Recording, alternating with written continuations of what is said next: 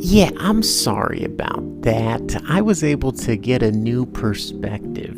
And what happened was I realized that, words have power. That's what makes them useful, is they have different powers.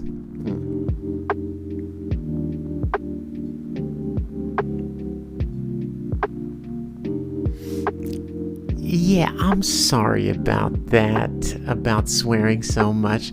I was able to get a new perspective. And, words have power, and that power doesn't just come from nowhere. That power has to come from somewhere. And I realized that, especially in these earlier videos, I'm terrified. I'm literally terrified. You can see I'm sweaty. My hair is wet.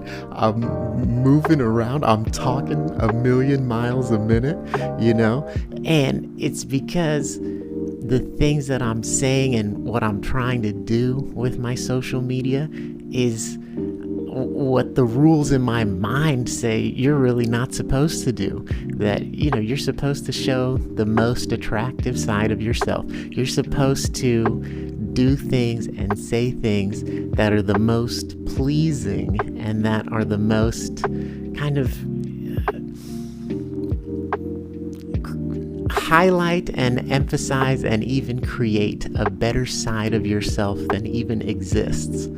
And the things that I'm saying I'm saying things that I've had kind of building inside of me like a pressure cooker, because I don't feel like these things are appropriate to tell an actual friend or relationship in real life, because I don't want to subject the friendship and the relationship to thoughts or perspectives or ideas that really have nothing to do with the friendship and could be uncomfortable. So it doesn't have anything to do. We can have a great friendship and I can never talk about my political views or talk about drugs or swear. That doesn't have to be part of a friendship. So I didn't feel comfortable telling a person in real life, and then obviously these aren't things that you can share in a professional work environment. And so it was kind of I guess I'm just going to tell the internet. And it's scary. It was scary for me. And I realized I'm using these words as power, because just like when I'm a child, essentially, and I'm scared of people making fun of me, I get to it before they can. And it was the same really immature strategy of I'm going to use words of power to deflect any negative or scary things, because this is a scary thing. And it's where's that power coming from? It's coming from other people. And who am I showing these videos to? Who do I want to see these videos? My friends and people that like me, and I want to sell hoodies, and I want to be a person that people want to watch, And so if I'm being offensive, right? Think about that. I'm using language as an offense. I'm being offensive with my language. Well, that's not very nice. That's not very enticing, and it falls outside of the rules of, the typical social media expectations. But just because it falls outside of the rules, I don't have to give it a field goal kick away from kind of some normalization that I follow in regular everyday life.